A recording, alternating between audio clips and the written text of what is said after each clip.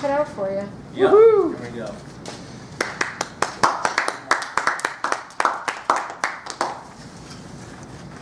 Fellow Toastmasters, guests, liberals, maybe conservatives in here too. Maybe you can relate to this. After November 11th, 2016, I too had my jaw on the floor and in complete mind blown, just trying to make sense of what's going on. Because many of you may think that Trump is definitely not a gift to democracy, but more or less a gift to comedians. Because if you watch late night shows, he has been incredible. They're pretty much set for life. However, now that we're a little over a year into this, I've definitely noticed something different. And as a government employee and part of the military, and who's experienced the military through the Obama administration and the Trump administration, I can tell you without a doubt that he is not popular in the military at all. He's one of the few commander-in-chiefs that I've actually seen people that are openly disdainful for, and that's interesting. So I would tonight you will learn why you don't need to panic about the current administration and why Trump actually is a gift to democracy. Now you may be thinking, David, have you lost your mind? Have you seen this guy? And yes, I have. I recalling back to the election process, we see that it feels kind of like this is very abnormal. Who in here feels like this is different than any administration that you can remember? Basically everybody. Well, the thing is, talking to historians and reading up on history, I would like to share with you that American politics is very complicated and very weird, and that Trump actually is not that weird or abnormal. And I'll give you some examples here. We can start as early as Thomas Jefferson going against John Adams. We remember Trump calling all his running candidates Crooked Hillary, Lying Ted, just insulting and being a bully. And we see this as that's so unprecedented.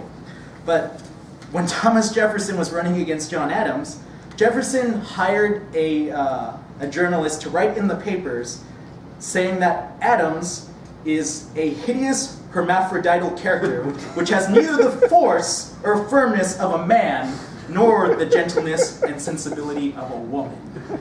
And in return, Adams slandered him by saying that Jefferson was a mean-spirited, low-lived fellow, the son of a half-breed Indian squaw, sired by a Virginia mulatto father. And then they eventually turned calling each other fools and hypocrites and criminals. And the worst part about this, Jefferson did this while he was Adams' vice president. That's like if Joe Biden, we found out that Joe Biden was the person that was actually saying that was writing the articles online that Obama was this Muslim terrorist. Then we can look at Andrew Jackson. Andrew Jackson was also a populist. He was an unapologetic white supremacist. He defied the Supreme Court, Trail of Tears. He overturned many of John Quincy Adams' policies. And John Quincy Adams was very progressive when it comes to women's rights and racial equality.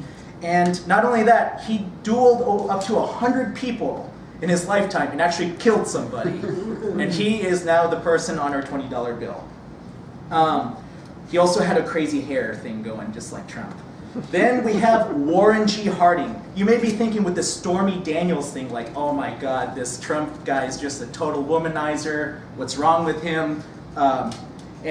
Warren G. Harding has been put down recently in history because we discovered he had some love letters that he wrote to a mistress. And he's now been put down as the horniest president in the history of the United States.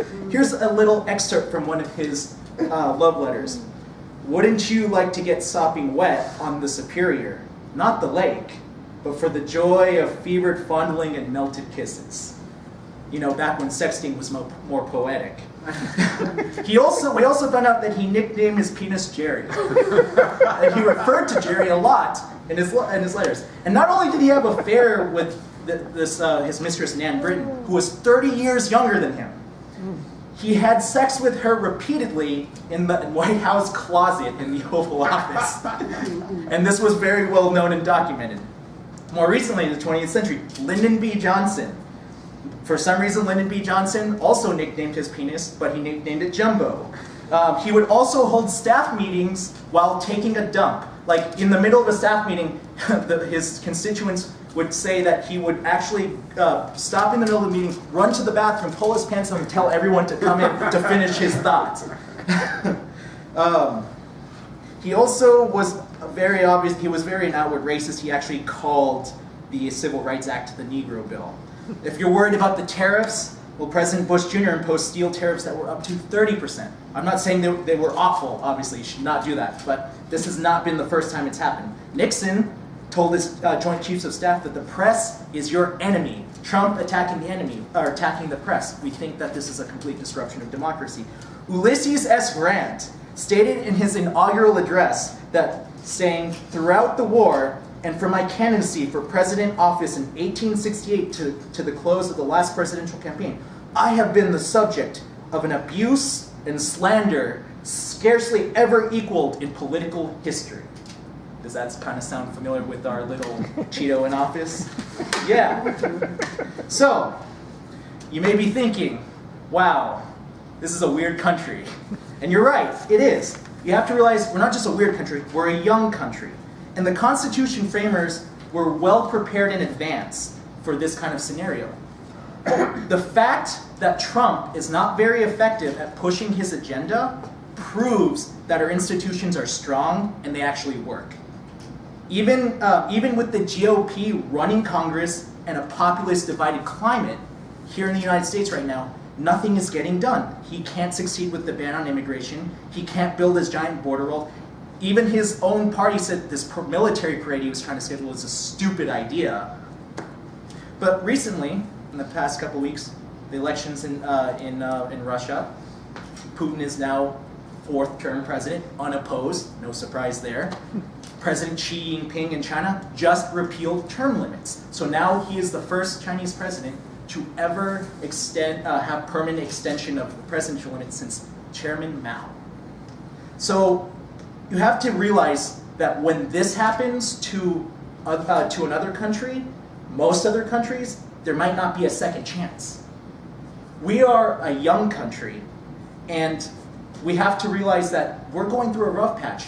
But now, all the positive things that have come of it, we have more people participating in political movements. Google Analytics actually shows that more people are Googling what gerrymandering is, what the Electoral College is. We have a larger participation in democracy now and more informed people than ever before because of a response to this. And you have to think what the long-term consequences of a Trump presidency. We're about to hit the midterms versus what a long-term consequence of an institutional person like Hillary Clinton. We might just be going down the same path. Now we're going to see very, very different consequences. And I'm optimistic about this. And if you're a liberal or a Democrat, you should be happy because it's also single-handedly destroying the Republican Party. So you should be grateful for that. So the next time you see the news talking about some crazy tweet or some crazy policy or the next firing, or you get all shaken up by just how ridiculous this whole situation is, remember to ask yourself, what is this like historically? What is this like historically? Is this something that we haven't been able to overcome? Is this something we haven't seen before? Because I believe, and I hope you come out thinking the same thing, that if we survive this 4 years, and I'm confident that we will have come out a much stronger and better nation, and that is why I think Trump is actually the greatest gift to American democracy. Thank you.